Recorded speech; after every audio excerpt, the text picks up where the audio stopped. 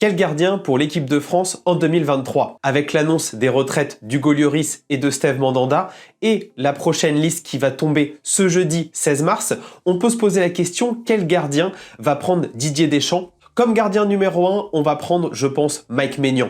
En effet, c'est le plus naturel. Pourquoi? Parce que c'est celui qui joue au plus haut niveau et depuis qu'il est rentré de blessure, on a un niveau vraiment plutôt bon et donc je pense que Mike Maignan doit être le numéro 1.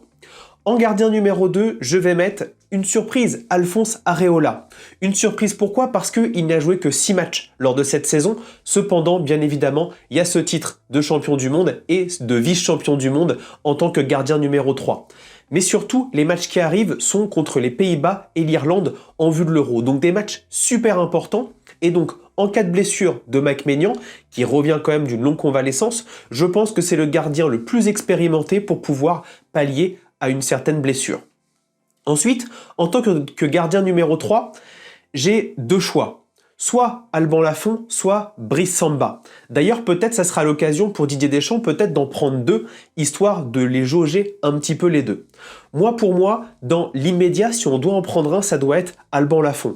Pourquoi? Parce qu'il a déjà vécu un rassemblement de l'équipe de France. C'est celui qui a joué le plus haut. Il a joué la Coupe d'Europe avec Nantes et ça semblerait le plus naturel.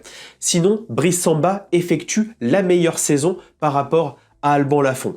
Donc on pourrait imaginer un petit peu des deux et pourquoi pas Lafont pour le rassemblement qui vient et Brice Samba pour le rassemblement de juin qui sera d'ailleurs contre Gibraltar et la Grèce, donc des équipes beaucoup moins bonnes. Il faudra voir un petit peu la dynamique ou alors même remplacer Areola comme numéro 2 à partir de juin. Ensuite, bien évidemment, il y a deux autres gardiens qui postulent à l'équipe de France. On a Illan Meslier qui fait des super performances en première ligue. Il a d'ailleurs rappelé ses ambitions très récemment. Cependant, l'équipe de France doit être vue également via son équipe de France Espoir et il y a un Euro Espoir qui va arriver cet été et Sylvain Ripoll et Didier Deschamps semblent garder Meslier jusqu'en juin histoire que l'équipe de France Espoir performe à l'Euro Espoir et qu'ensuite, pourquoi pas, Meslier intègre l'équipe de France à partir de septembre où les cartes seront complètement rebattues. Enfin, bien évidemment, il y a Lucas Chevalier qui a émergé cette saison avec Lille. Je pense qu'il est encore trop tôt pour le mettre dans l'équipe de France, même si je pense que c'est celui qui a le plus de talent et en tout cas le plus de potentiel au vu de tous les gardiens avec Mike Maignan. Et donc je pense qu'il intégrera l'équipe de France Espoir à partir de septembre.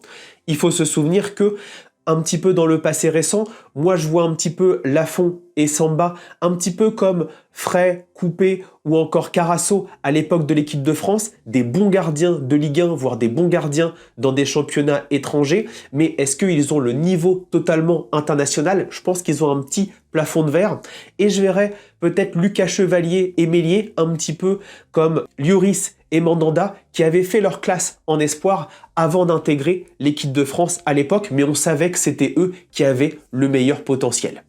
Dites-moi ce que vous en pensez en commentaire pour la liste qui vient et même pour l'année 2023, quel devrait être le trio en vue ensuite de l'Euro 2024 de l'équipe de France.